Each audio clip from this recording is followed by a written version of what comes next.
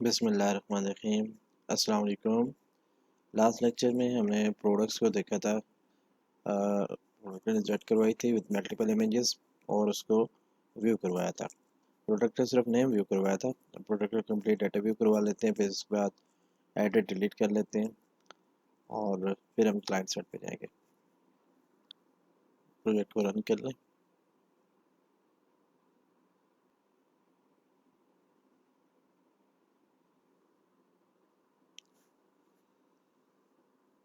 यहाँ से प्रोडक्ट्स वाला पेज ओपन करते हैं।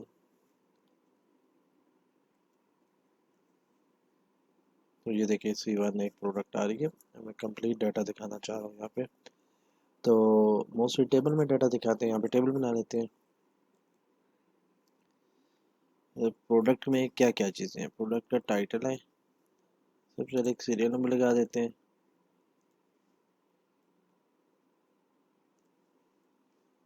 टाइटल। अब प्राइस इसकी इंटर करनी है यहाँ पे। अगर हम जाए तो प्राइस है और डिस्काउंटेड प्राइस है।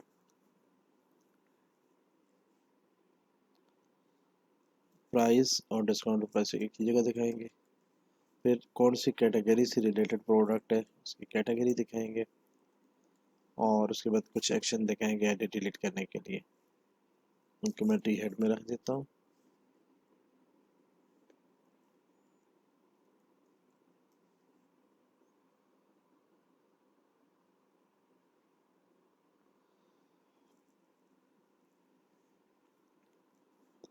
यहाँ पे टी बॉडी, यहाँ पे लूप लगाया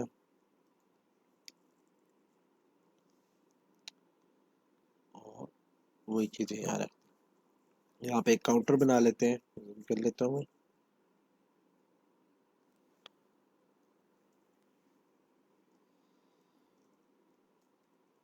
काउंटर इज इक्वल टू 0 और यहाँ पे काउंटर प्लस प्लस करते जाएंगे और यहाँ पे एट द रेट काउंटर दिखा देंगे।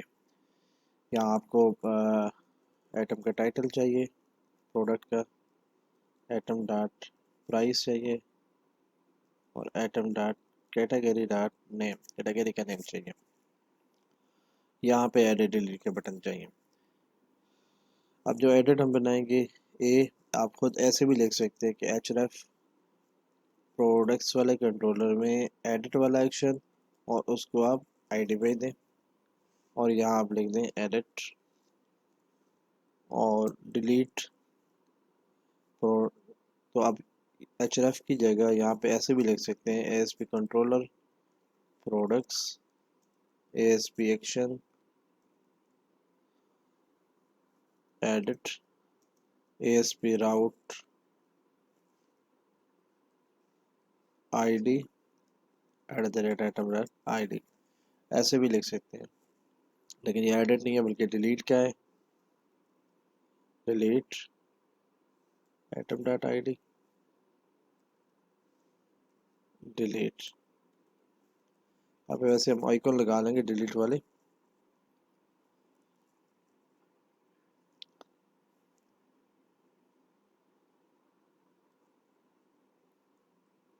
हाँ ये आईडी कंप्लीट नहीं लिखा अपर केस में। सेव। अब रिफ्रेश करें। इंडेक्स की जगह लिस्ट ऑफ प्रोडक्ट्स लिख दें। हाँ इसमें ये कह रहा है कि object reference not set to an instance of an object. तो ये कैटेगरी हमने इंक्लूड नहीं कराई ना, जिसको हमने यूज़ कर लिया। हमारे पास प्रोडक्ट का डाटा आ रहा है, कैटेगरी के साथ नहीं आ रहा। कैटेगरी को इंक्लूड कराना तो व्यू मॉडल के थ्रू भी होता है और डायरेक्ट इंक्लूड कराना होता है तो यहाँ पे include m goes to m dot. अब ये इंक्लूड पे एरर दे रहा है ना, तो अब ऑल्ट एंटर करें या कंट्रोल डॉट प्रेस करें, ये यूजिंग एंट्री फ्रेमवर्क कोर आएगा। अब आप लिखेंगे तो आपको हिंट्स भी दे देगा कैटेगरी। इसके बाद जो प्राइस है हम देखना चाहते हैं कि अगर प्राइस आ रही है तो वही नज़र आए, अगर डिस्काउंटेड प्राइस आ रही है तो प्राइस नज़र ना आए, डिस्काउंटेड प्राइस नज़र आए। तो यहाँ मैं चेक करूँगा if discounted item dot discounted price has value, उसको बोलो डिस्काउंटेड प्राइस है, एल्स वैल्यू नहीं है। एल्स में तो हम सीधा यहाँ पे आइटम डॉट प्राइस ही शो कर देंगे, लेकिन इस सूरत में हम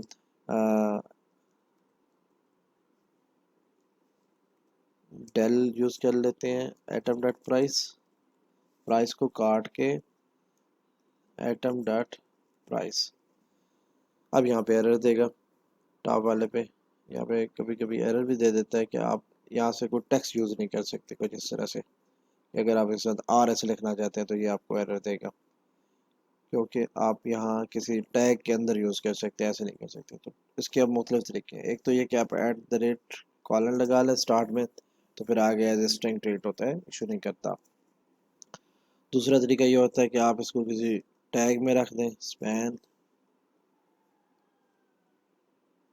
ये फिर भी इशू नहीं होता है, यानी एक टैग के अंदर आ जाए। तीसरा तरीका ये होता है कि टैग आप चाहते हैं यहाँ पे टेम्पलेट का टैग लगाएं, टेम्पलेट, तो ये आप टैग लगाएंगे लेकिन ये आपको नज़र नहीं आएगा क्लाइंट साइड पे। MSC5 में तो ऐसा ही होता था, यहाँ का मुझे अब आइडिया नहीं है कि ये इस टेम्पलेट को लेगा या नहीं, तो इसी बहाने हम चेक भी कर लेते हैं। ठीक है, सेव, और ये आगे लिखने की ज़रूरत नहीं फिर हमें। रिफ्रेश किया,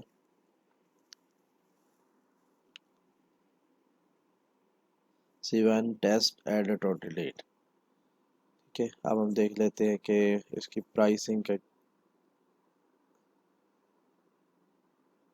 अच्छा, टेम्पलेट एज इट इज़ आ रही है और डॉक्यूमेंट फ्रेगनेंट नहीं, टेम्पलेट इसमें काम नहीं कह रही। टेम्पलेट होती थी या बल्कि सॉरी टेक्स्ट होता था, टेक्स्ट। टेम्पलेट व्यूजेस में होती, तो मैं उसको टेम्पलेट्स में, टेक्स्ट होता है। टेक्स्ट में फिर आप जहाँ पे जो भी कुछ लिखेंगे ना, तो वो इशू नहीं करेगा इसके साथ। और ये टेक्स्ट जो है ये सर्वर साइड पे रिजॉल्व भी हो जाएगा, क्लाइंट साइड पे आपको शो भी नहीं होगा। रिफ्रेश करें तो ये देखें, ये प्राइस कट के आई, दूसरी प्राइस आ गई। मैं इंस्पेक्ट करता हूँ इसको, तो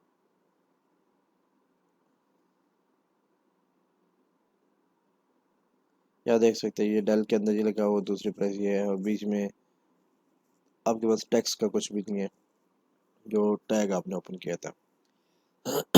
आप इसको थोड़ा बेहतर बनाते हैं।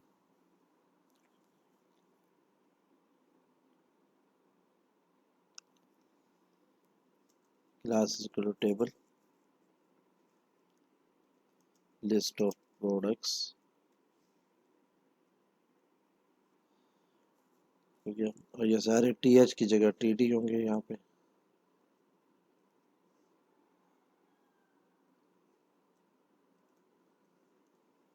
आप रिफ्रेश करें,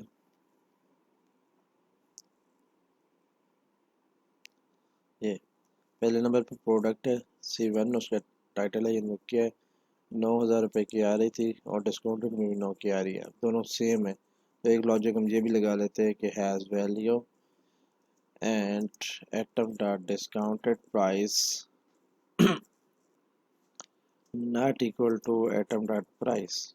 ये दोनों इक्वल नहीं है तो फिर वो शो करे, अदरवाइज दोनों इक्वल हैं तो फिर हमें बताने की ज़रूरत नहीं कि 9,000 का था और 9 का दे रहे। अभी भी ऐसा आ रहा है।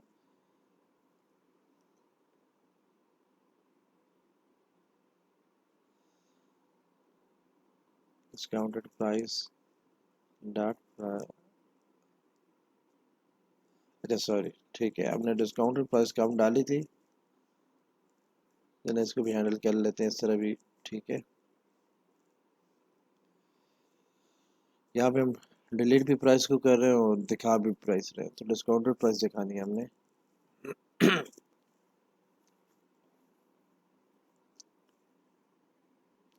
ये देखें, 9,000 का था, 8,250 का दे रहे हैं।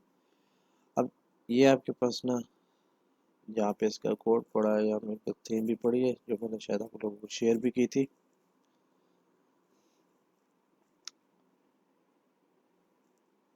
ये कॉक एडमिन, इसमें ना हम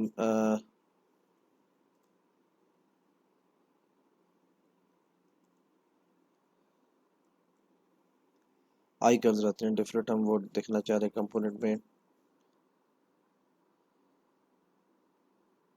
एलिमेंट्स,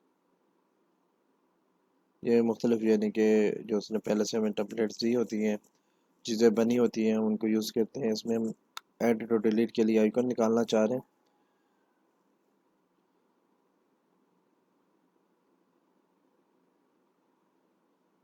जैसे ग्लिफ आइकॉन्स होते हैं, कंपोनेंट। तो डैशबोर्ड चेक कर लेते हैं, तमाम डैशबोर्ड में नहीं है, कंपोनेंट्स में मॉडल कोड्स। ये हमारे पास यहाँ पे फ़ॉन्ट आइकॉन आ रहा है। ये कुछ आइकन यूज़ होते हैं इसमें, अगर हमें अपने आइकन मिल जाते हैं अच्छी बात है। अगर नहीं मिलते तो इसके अलावा भी हमारे पास ऑप्शन होता है। बस ये लिमिटेड है, एडिट के लिए हम ये लगा सकते हैं। और रिसाइकल का आइकन होगा बिन के लिए, रिसाइकल का होगा या बिन के नाम से होगा, नहीं। रिमूव, नहीं। तो ये फ़ॉन्ट आसम भी यूज़ होता है, फ़ॉन्ट आसम। ये अगर आप सिस्टम में ऐड करते हैं अपने प्रोजेक्ट में, तो इसमें काफ़ी सारे आइकॉन आपके यहाँ से आ जाएंगे। मैं इसको डाउनलोड नहीं करूँगा, ऐसे ही यूज़ करूँगा। स्टार्ट फॉर फ्री, यहाँ बहुत सारे आइकॉन है, डाउनलोड कर लें। चलो डाउनलोड ही कर लेते हैं।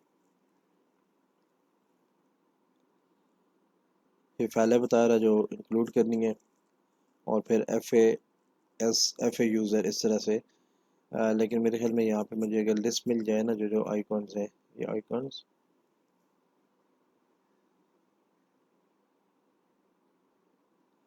ये सारे आइकॉन आ गए। इसमें जैसे अब डिलीट है तो रिमूव, ठीक है, ये यूज़र का है तो रिसाइकल, ये क्रैश के नाम से भी होता है, क्रैश। ये बहुत सारे आइकॉन हैं, जैसे ये क्रैश, ये ट्रैश आर्ट। तो ये हम इनके लिए यूज़ कर सकते हैं।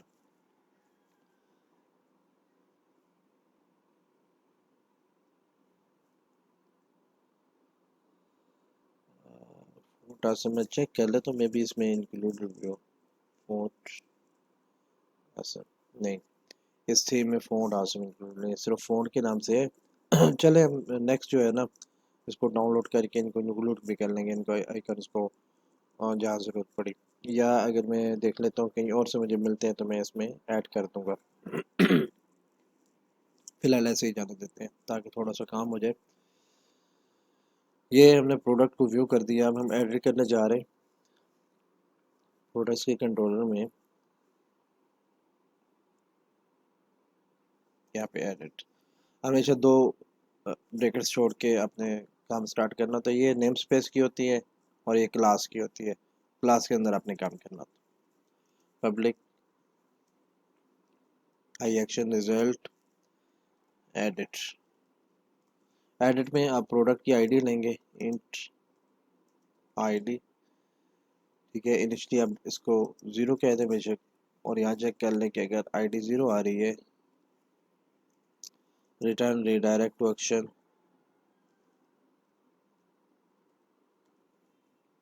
इंडेक्स भेज दें या नेम ऑफ इंडेक्स कर लें, जहाँ पे सारी प्रोडक्ट शो हो रही है वहाँ से वो क्लिक करके दोबारा आए प्रॉपर्ली, क्योंकि उसने आईडी भेजी नहीं है एडिट में। अब मैं चेकता हूँ, प्रोडक्ट कहता हूँ, product is equal to contacts dot products include images dot where m goes to m dot id is equal to id, वो वाली प्रोडक्ट जिसकी आईडी ऊपर पास कर रहा हूँ, डॉट फर्स्ट डॉट डिफॉल्ट, जो भी पहली मैचिंग मुझे मिल जाए। प्रोडक्ट मिल गई मुझे, चेक करूँगा if product is equal to null. अगर प्रोडक्ट नल मिल गई है तो अब दो तरीके हैं, मैं 404 भी भेज सकता हूँ उसे, उसने कोई गलत आईडी भेजी है। ये 404 भेजने के बजाय उसे दोबारा इंडेक्स पे भेज देता हूँ, जहाँ से वो सारी प्रोडक्ट चूज़ करके वापस आएगा। आप रिटर्न व्यू, और यही प्रोडक्ट व्यू को भेज दी। राइट क्लिक किया, ऐड व्यू, लेज़र व्यू, और यहाँ पे एम्प्टी चूज़ कर रहा हूँ, कुछ भी यूज़ नहीं कर रहा इसके साथ, इसका फोल्ड यूज़ नहीं कर रहा।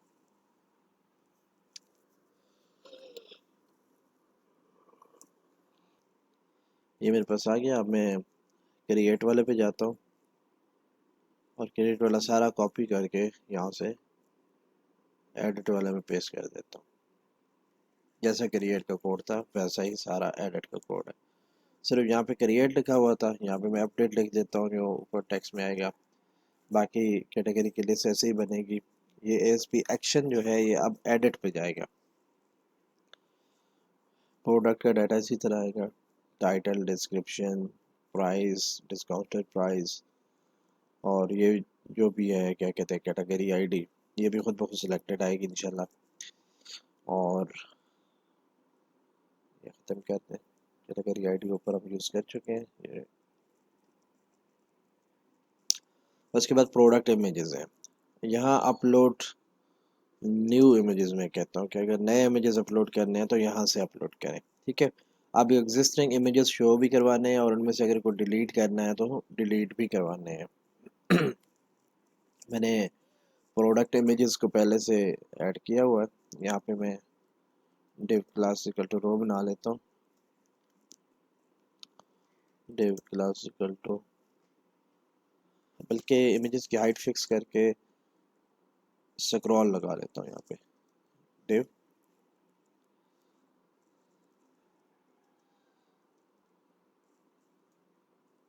Overflow auto.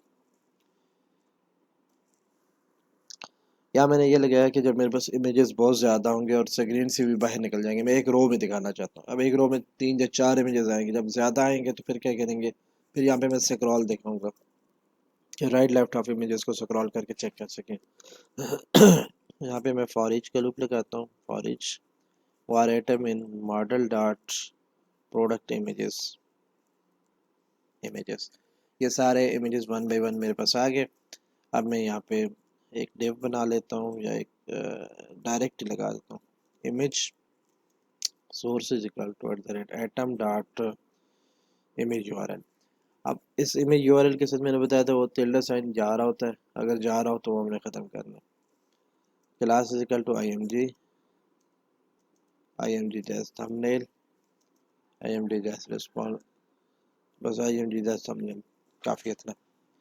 और इसमें ना मैं स्टाइल में हाइट दे देता हूँ 50px, इमेज की हाइट 50px होनी चाहिए फिक्स, और margin right 10px, gap 10px का होना चाहिए बस। अब मैं एडिट वाले पे जाता हूँ, एडिट, एरर दे रहा है, मैं इसको कंट्रोल F5 कर लेता हूँ।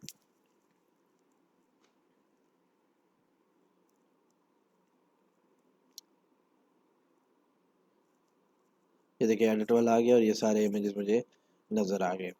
इमेजेस इससे ज़्यादा भी हो सकते हैं, ज़्यादा होंगे तो हम इसको स्क्रॉल का ऑप्शन दे देंगे। और ये प्रोडक्ट इमेजेस न्यू इमेजेस आ रहे हैं, ये बटन नीचे आना चाहिए, तो यहाँ बटन को मैं डिव में रख लेता हूँ, ऑटोमेटिकली नीचे आ जाएगा। या इसको मैं बता देता हूँ कि display block, input type file है, class is equal to block, D block के नाम से बूटस्ट्रैप 4 में।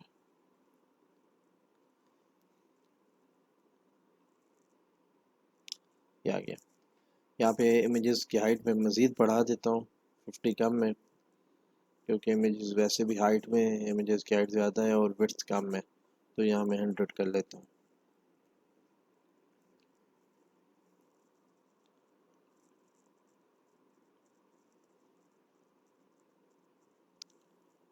ये प्रोडक्ट इमेजेस ऑलरेडी हैं, आप नए अपलोड करना चाहते हैं तो यहाँ से कर लें।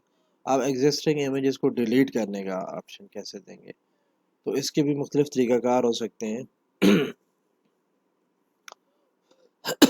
इसमें एक ये कि हम इस सारे को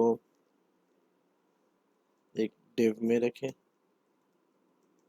डिव के अंदर इमेज दिखाएं, मार्जिन राइट वगैरह इस डिव का हम लगा लेंगे, हाइट भी डिव को ही दे देंगे।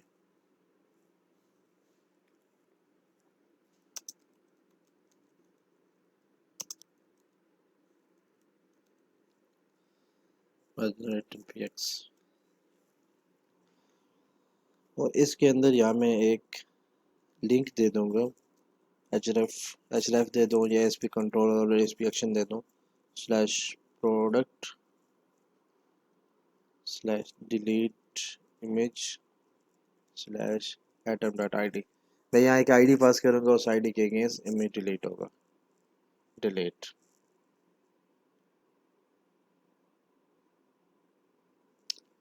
गया और नीचे एक इमेज शो हो गया, ठीक है। और इसको मैं डी ब्लॉक दे देता हूँ। डी ब्लॉक ये दोनों को एक लाइन में आने से रोकेगा कि इधर इमेज आ रहा हो, डिलीट इसके आगे ना लिखा हो, डिलीट इसके ऊपर लिखा हो।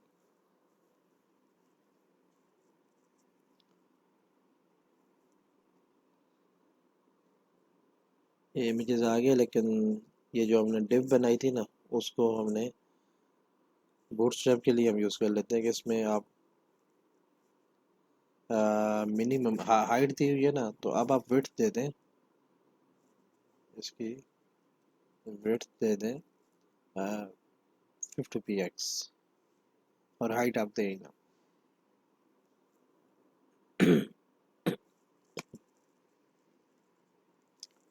ये आ गया। लेकिन अब हम एक लाइन में दिखाना चाहते हैं, तो इसके लिए फ्लोट लेफ्ट,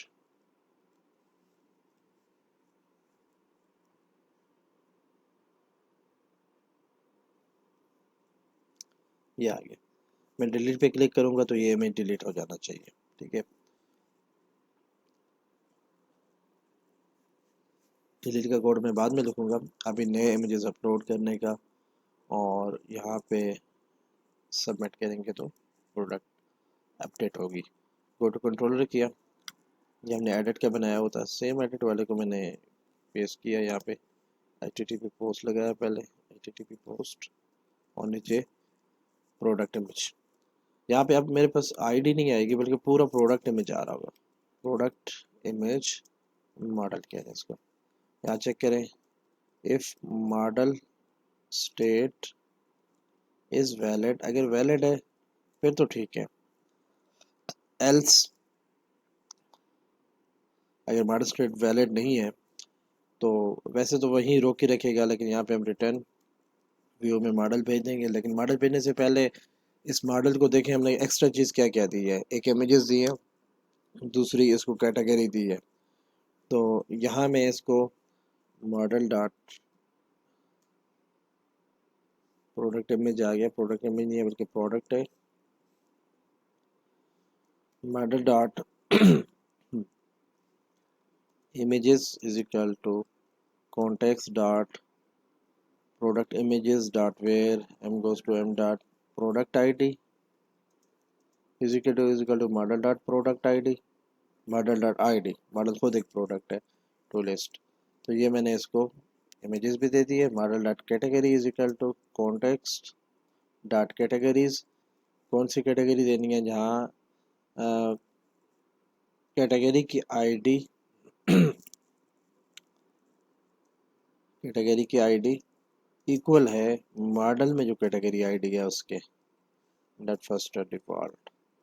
तो ये कैटेगरी भी इसके साथ मिल गई। वैसे हम व्यू मॉडल के ज़रिए इसको करेंगे तो फिर हमारा प्रॉब्लम सॉल्व हो जाएगा। ये जो कोड है यहाँ पे, इसको मैंने उठाया और मॉडल बिल्ड के अंदर ले गया। यहाँ पे मैंने प्रोडक्ट चेक की, कॉन्टेक्स्ट डॉट प्रोडक्ट इंक्लूड करने की ज़रूरत नहीं है,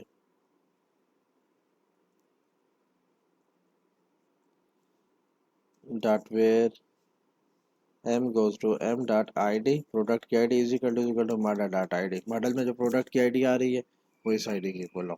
यानी कि यही प्रोडक्ट जो हम अपडेट करने जा रहे हैं हमने डेटाबेस से उठा ली, हमारे पास आ गई।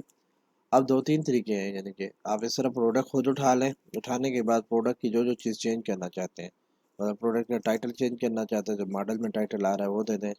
प्रोडक्ट में आप इसकी प्राइस चेंज करना चाहते हैं, मॉडल में जो प्राइस आ रही है वो दे दें। ये सारा तरीका भी ठीक है। आप एक एक फील्ड करके जो अपडेट करना चाहते हैं सिर्फ वही अपडेट करें। और दूसरा तरीका ये है कि हमने क्रिएट के पोस्ट में जो बनाया था ना, वो तो हमने खैर इमेजेस के लिए करना ही होगा। दूसरा तरीका ये है कि आप यहाँ बताएं context dot entry of model dot state is equal to entity state dot modified, कि भाई ये आप मैं अपडेट करना चाह रहा हूँ। तो इसके अंदर अगर आईडी आ रही होगी तो ये इसको अपडेट कर देगा। आईडी का क्या मतलब कि इसकी अपनी जो आईडी थी ना जिस पे आप एडिट कर रहे थे, तो यहाँ पे आपको आईडी 1 नज़र आ रही है, वो आपने यहाँ हेडर में रखनी भी होती है। तो ये अपडेट का फॉर्म है। ये इस फॉर्म में आप यहाँ कहीं भी रख दें @ या इनपुट रख दें type hidden ASP for model ASP for ID. ID के लिए हिडन आपने यहाँ पे रख दी। अब वो आईडी आ रही होगी जब मैं इसको बताऊंगा कि ये मॉडिफाइड है, तो वो उस आईडी से मिला के जो डाटाबेस में रिकॉर्ड पड़ा होगा सेम आईडी वाला, उसको उसकी जगह पे ये रिकॉर्ड डाल देंगे, रिकॉर्ड अपडेट हो जाएगा। और यहाँ पे कॉन्टेक्स्ट डॉट सेव चेंजेस।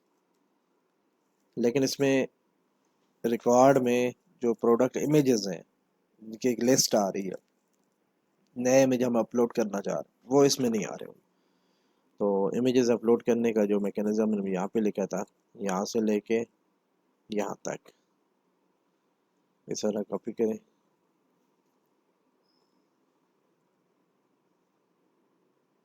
और सेव चेंजेस से पहले मॉडिफाइड से पहले बेशक यहाँ पे पेस्ट कर दें।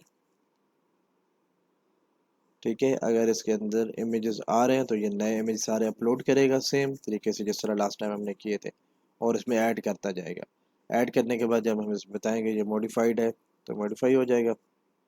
और मॉडल में ऐड करने के बजाय ना हम इनको अलग ऐड करते जाते हैं।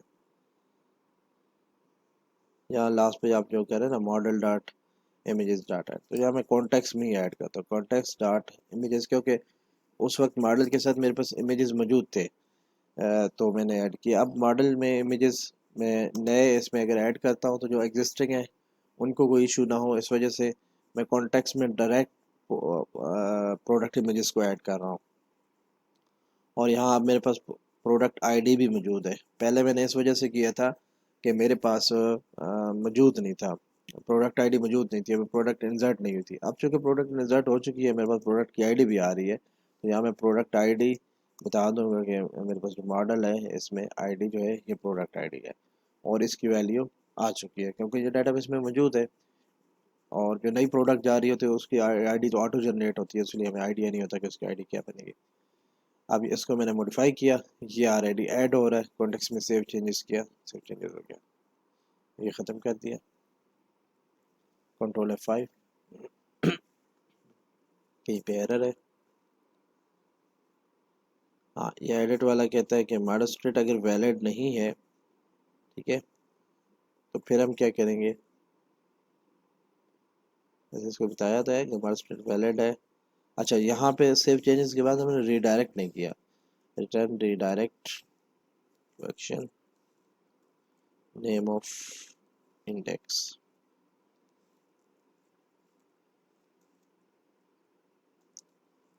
Control F5।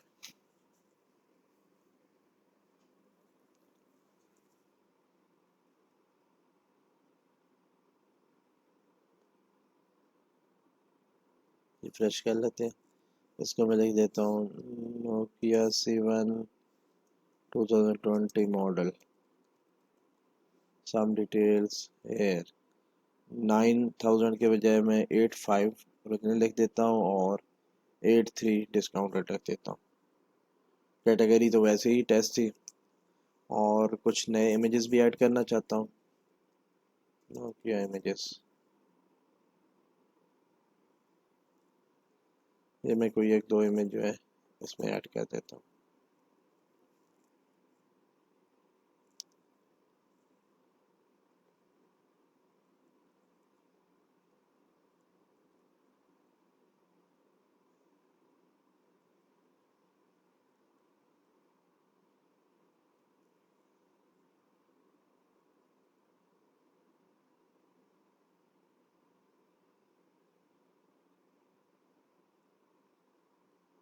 ये चारों इमेजेस मैंने ऐड कर दिए, ब्राउज किया, चारों इमेजेस ऐड किए और सबमिट कर दिया। अब देखें नोकिया C1 2020 मॉडल आ गया, प्राइस भी चेंज हो गई है, और अगर मैं एडिट करके दोबारा देखूं तो ये नए इमेजेस भी इसमें आ चुके हैं। अब यहाँ पे इमेजेस की ना हम हाइट फिक्स करेंगे कि हाइट कितनी आनी चाहिए।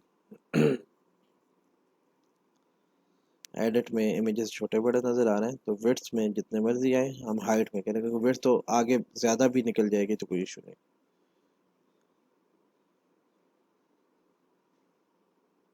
यहाँ पे विड्थ की जगह पे हाइट फिक्स करूँगा, हाइट 50 पिक्सल, 100 पिक्स कर लेते हैं। रिफ्रेश किया,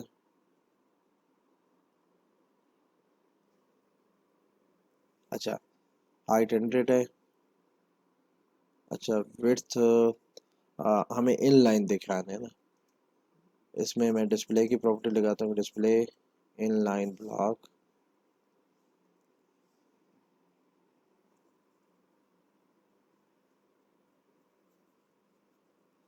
अच्छा सॉरी, अभी प्रॉब्लम कर रहा है, मैं चेक करता हूँ।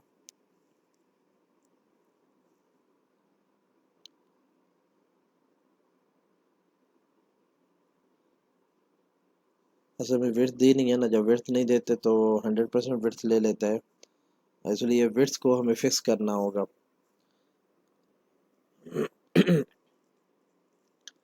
मैं इसमें लगा देता हूँ मैक्सिमम विड्थ 100 px, ठीक है, हाइट 100 px, मैक्सिमम विड्थ, ज़्यादा से ज़्यादा विड्थ जो है वो मैं कहता हूँ 60 px ले, इससे ज़्यादा विड्थ ना ले।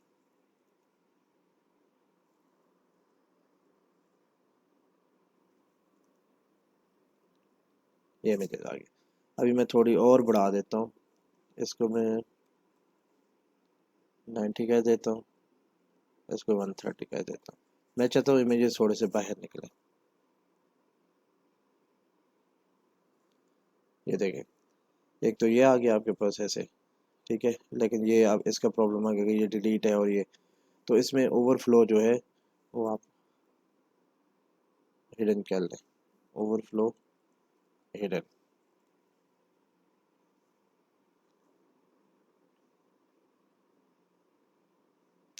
ये हो गया, ठीक है। ये इसका डिलीट, ये इसका डिलीट, ये खैर आप जितना अच्छा दिखा सकें ये बात पे है। सबसे पहले अब हम यहाँ से इमेज को डिलीट करने का ऑप्शन देते हैं, यहाँ इमेज को डिलीट का बटन प्रेस करें तो ये इमेज डिलीट हो जाना चाहिए। अभी कंफर्मेशन नहीं लगाएंगे, लेकिन बाद में कंफर्मेशन भी लगा देंगे। तो ये डिलीट इमेज के अंदर एक आईडी आ रही है जिसको मैंने डिलीट करना है। प्रोडक्ट कंट्रोलर में गया, यहाँ पे मैंने डिलीट इमेज के नाम से एक बनाया public I action result delete image int ID, और इसी तरह आई डी इक्वल टू 0, जैसे ऊपर प्रोडक्ट को फाइंड किया था ऐसे ही यहाँ मैं चेक कर लेता हूँ। I D equal to 0, return redirect to action, मैं इसको इंडेक्स पे भेज देता हूँ कि इंडेक्स से प्रोडक्ट को एडिट करें और वहाँ से क्लिक करके आए, क्योंकि इमेज तो आई डी 0 नहीं हो सकती। अब चेक करता हूँ context dot product images dot find ID, find ID करके भी आप फाइंड कर सकते हैं। अगर किसी चीज़ की आईडी आ रही है आपने इंक्लूड नहीं करना, जैसे आपने प्रोडक्ट के साथ प्रोडक्ट इमेजेस और कैटेगरीज को इंक्लूड करके लाना था, तब आपको वेयर लगाना पड़ेगा। लेकिन अदरवाइज अपने आईडी से फाइंड करना है तो फाइंड आईडी लगा देंगे तो ये डायरेक्ट आपको इमेज फाइंड कर देगा। Var image is equal to this. अब दो चीज़ें हैं, एक मैंने इमेज को डिलीट करना है डेटाबेस से, और दूसरा जो फिजिकली फाइल पड़ी है उसको भी रिमूव करना है। तो यहाँ मैं वार यूआरएल कहता हूँ, पहले यूआरएल ले लेता हूँ इमेज डॉट यूआरएल, पहले मैं डेटाबेस से डिलीट करूँगा। अगर डेटाबेस से डिलीट हो गया तो फिर मैं फिजिकली जो इमेज पड़ा हुआ उसको डिलीट करूँगा। तो मैं यूआरएल इस वजह से निकाल रहा हूँ कि जब मैं इस प्रोडक्ट ये इमेज को रिमूव कर दूँगा डेटाबेस से, तो यहाँ मुझे फिर इसकी एक्सेस नहीं होगी, मैं चेक नहीं कर सकूँगा इसके अंदर यूआरएल क्या आ रही थी। तो मैंने पहले यूआरएल यहाँ से उठा के दिखा दी।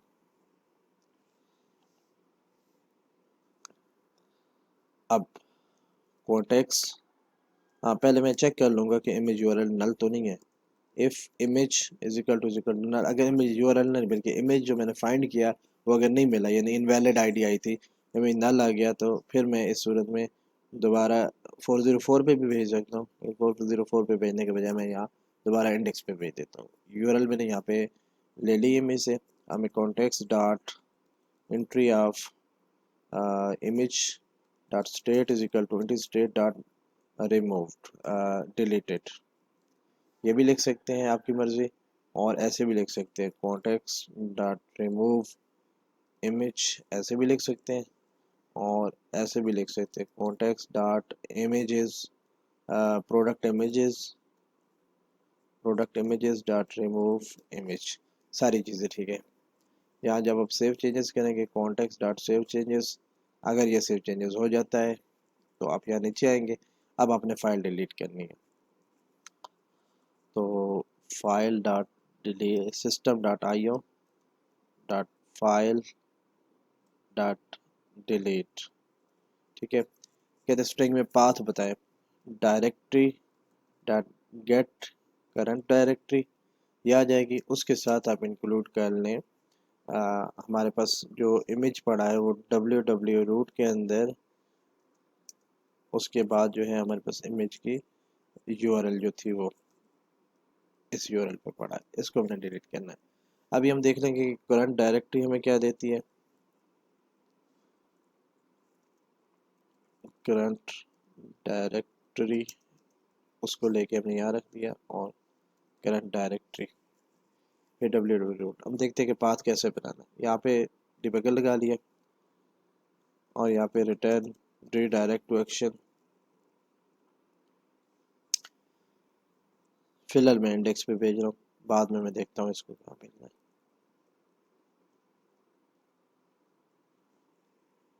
है। रन करें,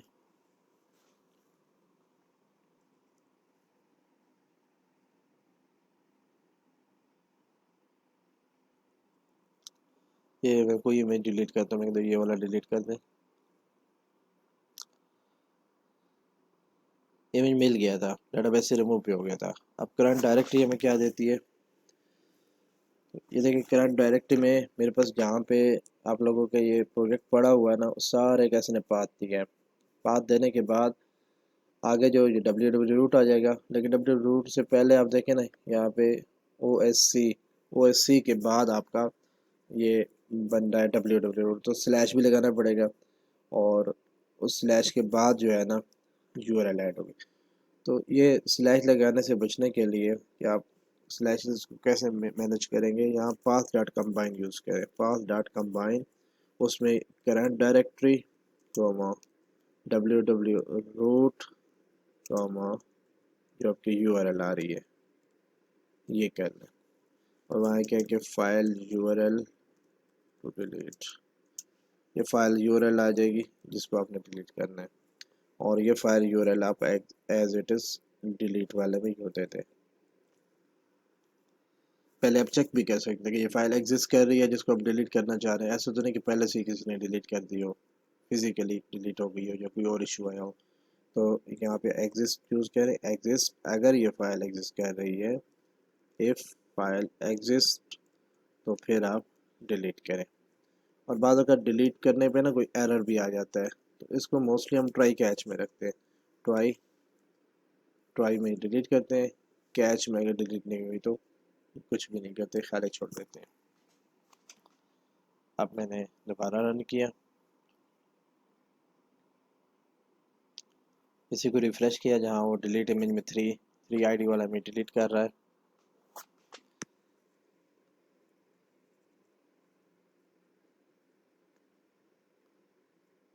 एडिट वो है कि मैं डिलीट कर दिया उसने, पहले चलो मैं दोबारा कहता हूँ डिलीट, ये मेरे पास आ गया।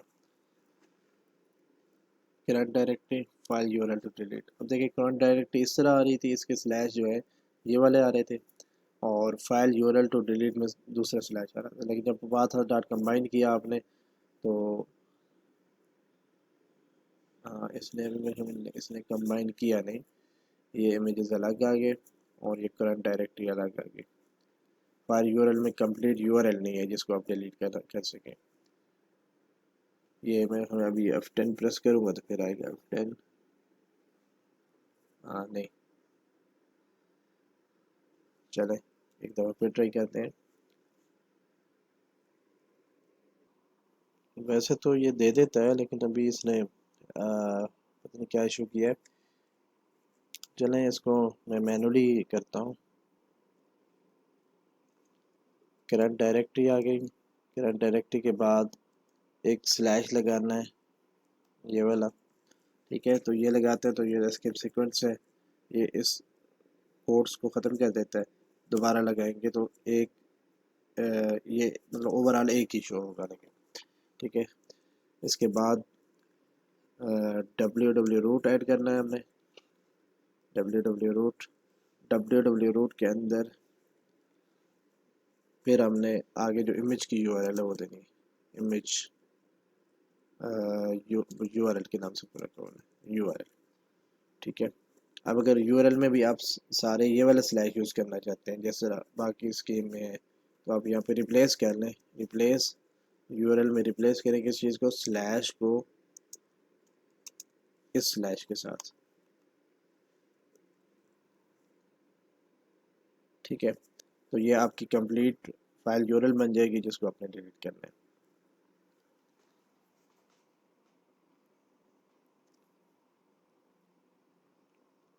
एडिट पे गए दोबारा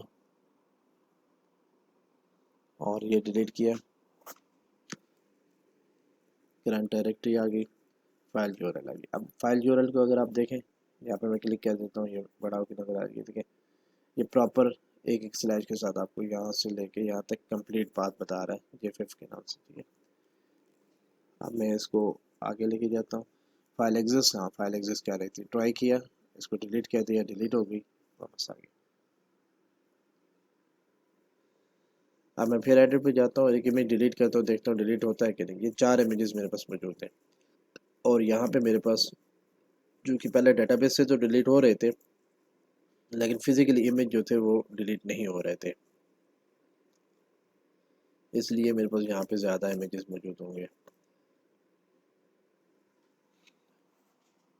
ये प्रोडक्ट से इमेजेस 6 इमेजेस मेरे पास मौजूद है।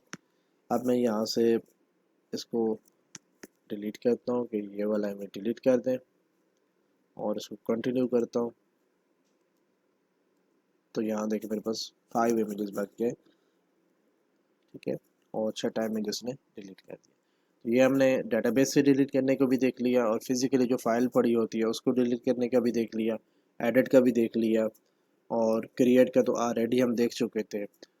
मल्टीपल इमेजेस को भी मैनेज कर लिया।